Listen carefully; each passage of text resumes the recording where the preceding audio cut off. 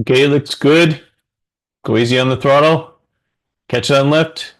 Catch on left. A little too much. Catch on the right. Catch on the right. Okay, self. Good practice. Have you been dreaming of building your very own electric powered trike trainer? Oh, maybe not. Okay, well, if you have, this is the video for you. And if not, you can at least see what I did and kind of figure out where I came to this and where it could go. Benefits of a trainer trike is no propeller. It's safer to practice without an instructor with less risk of equipment damage or injury. A little bit about me. I went for training for 5 days in a nearby state. Yeah, I had a good experience. I had one chance to have my first solo flight and took off and actually landed from the flight too. And I think I would have gotten more of those chances for a solo flight if I had been better at taxiing the trike, which I spent a lot of the time there working on.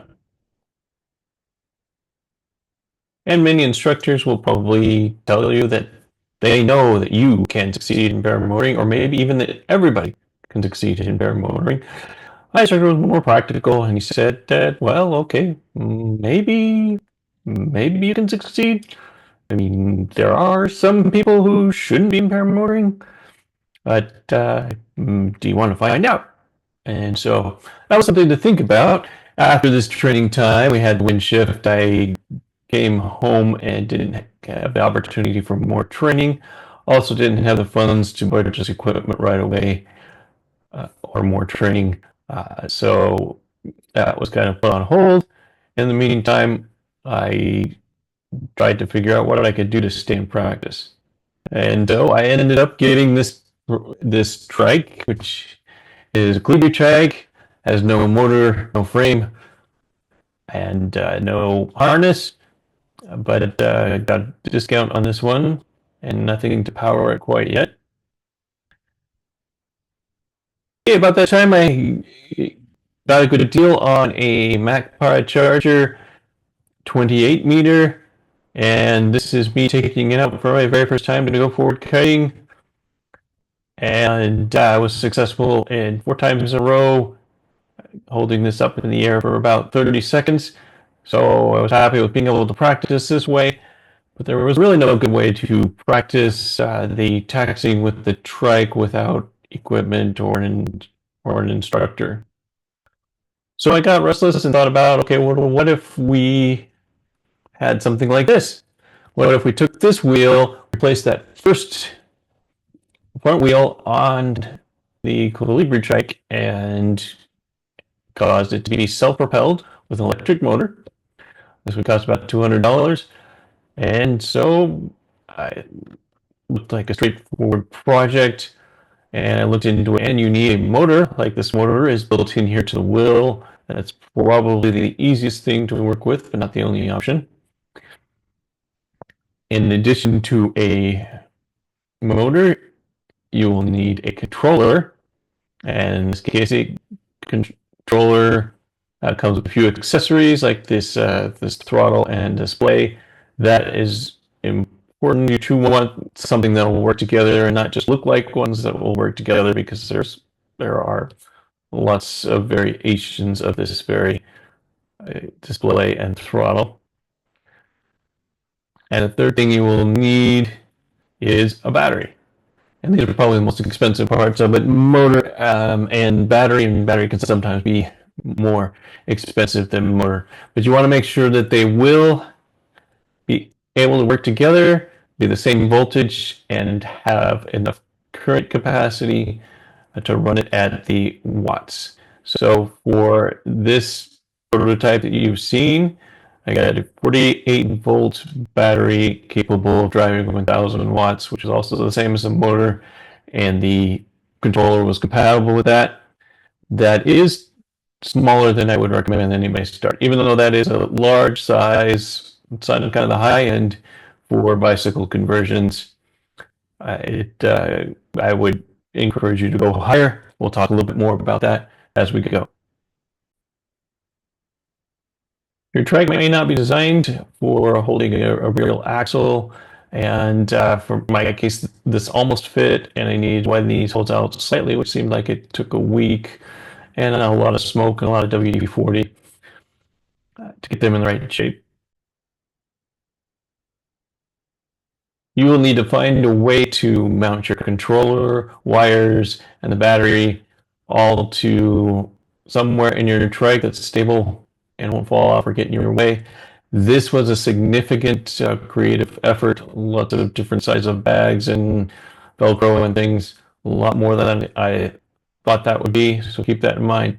What you see pictured in here was a Ryobi battery. This was an idea I got from people who had done a bike conversion using that. I would say don't do that.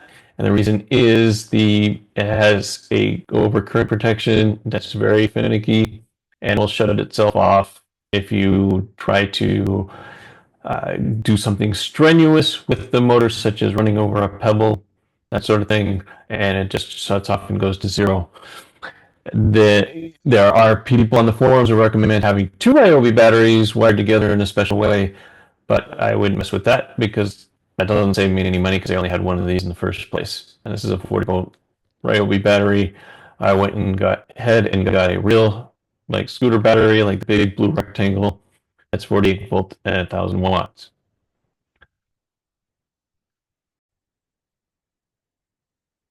So for a seat, I simply used this kiting harness that I had, and I either velcroed or zip tied it down depending on what phase of the project I was on.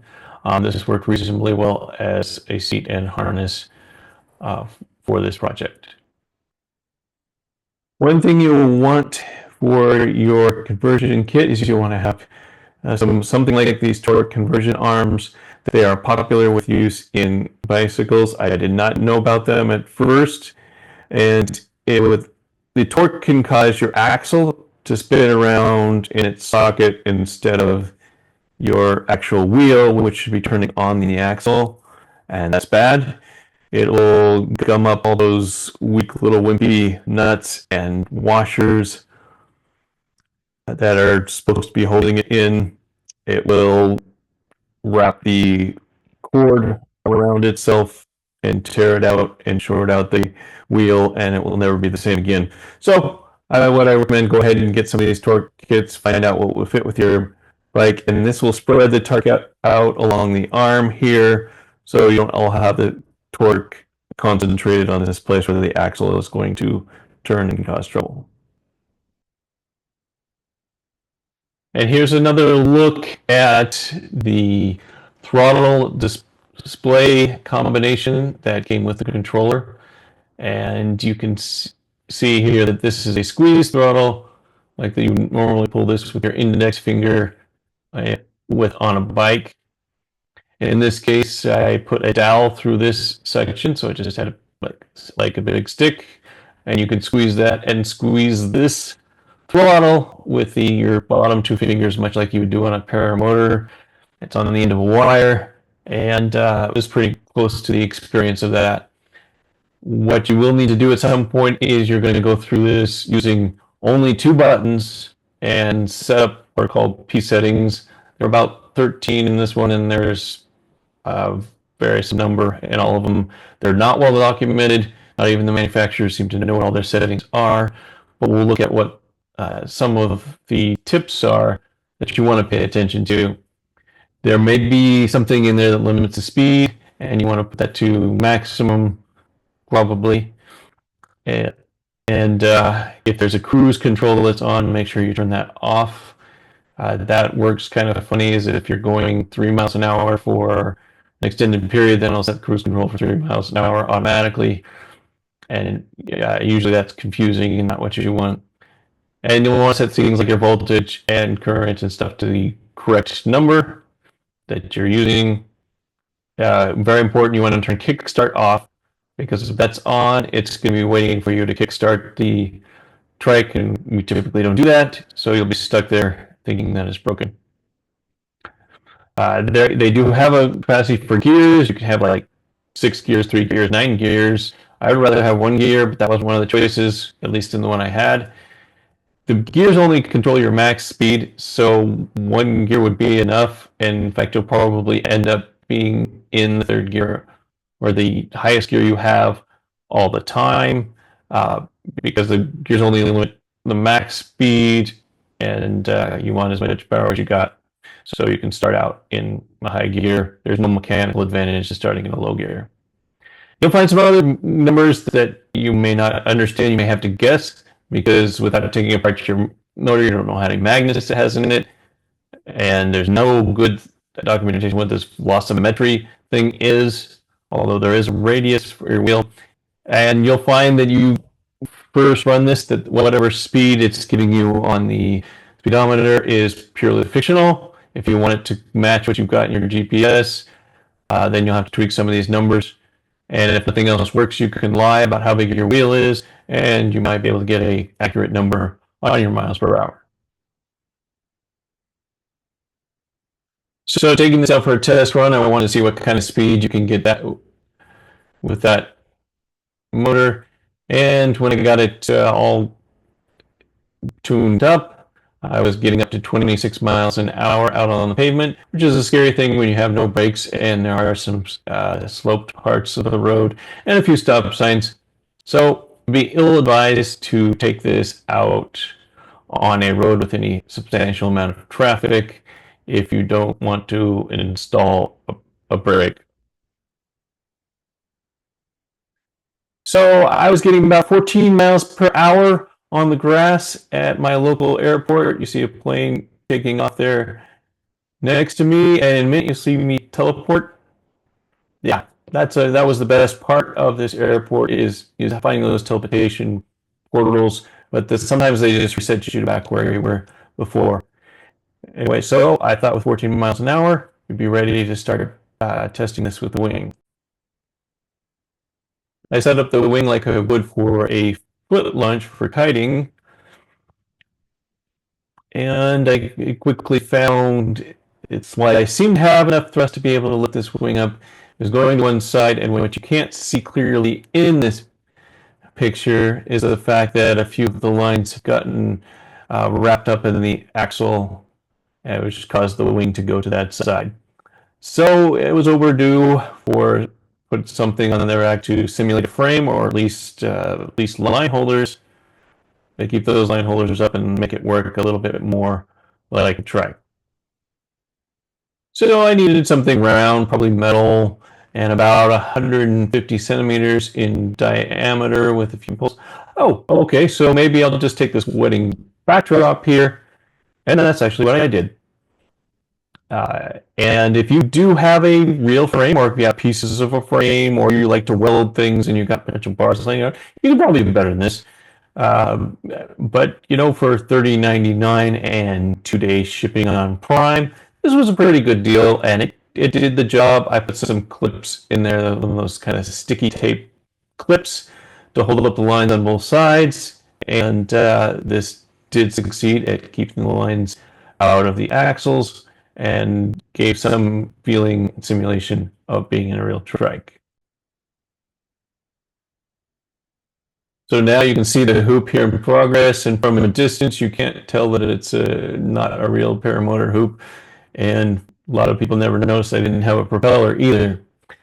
We had some trouble here. I did not see it powerful enough to pull the wing, because even though we were capable of 14 miles an hour, the speed would drop to zero very often when the wing was resisting, and so we didn't have enough force to get it to keep moving in the face of that wing.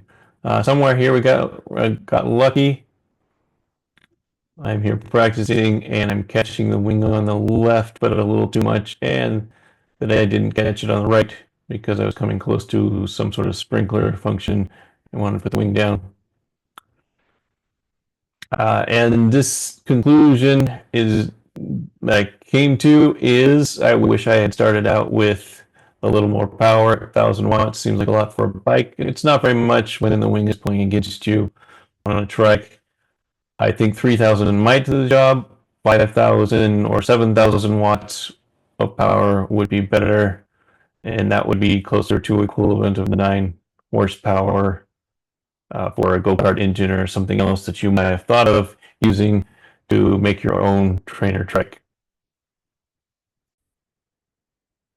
Okay, here I'm starting with a little bit of headwind, and what you would find is you're not getting a lot of thrust, especially with this uneven ground. This is my backyard here, and I'm trying to make it smoother and better for eventually take off my trike here.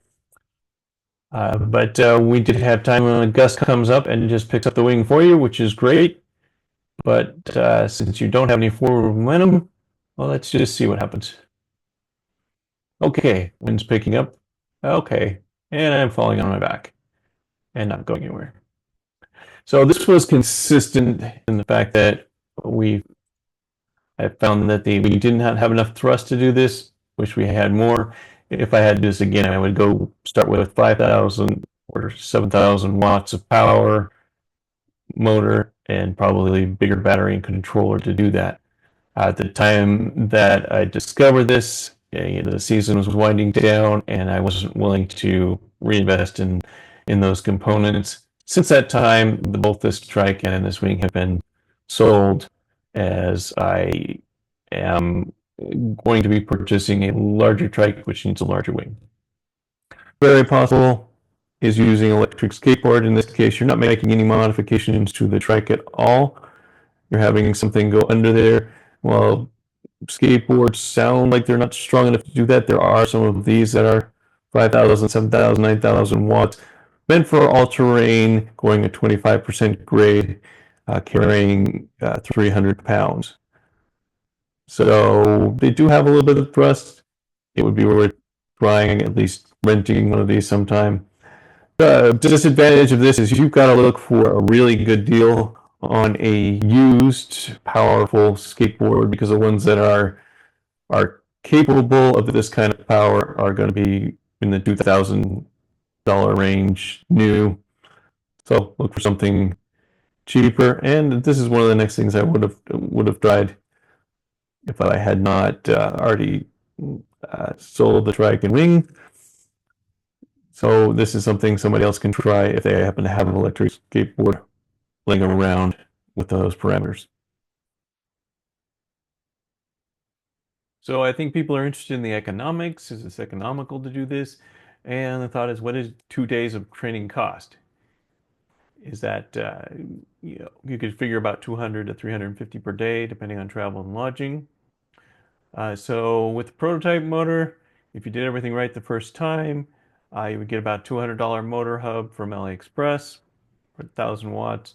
Get $100 for a battery on Amazon and $60 for a controller. You have a bunch of other things like screws and torque arms and that hoop we just saw. And total could be about $500. But remember, we need more power. So let's talk about if we want to beef it up. We are going to be looking for a motor hub that's 5,000 watts, and you might be able to get one for $300. You'd have to do some shopping around.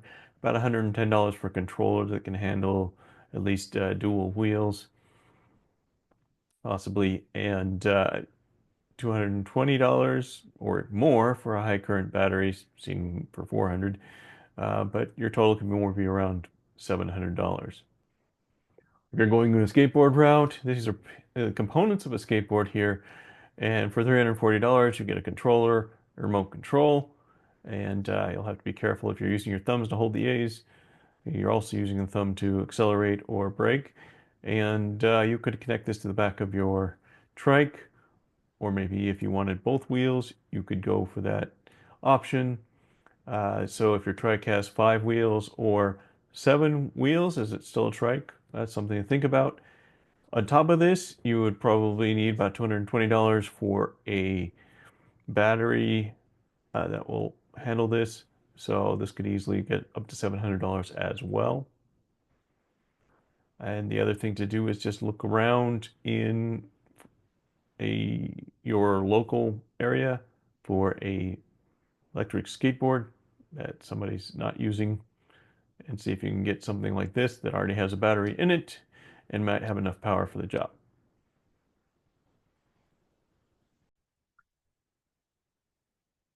So could you make a trainer trike using electric motors? I think the answer is yes, you could, as long as you got enough power behind it, used a little more power than I did. And should you do it? Well, that's up to you.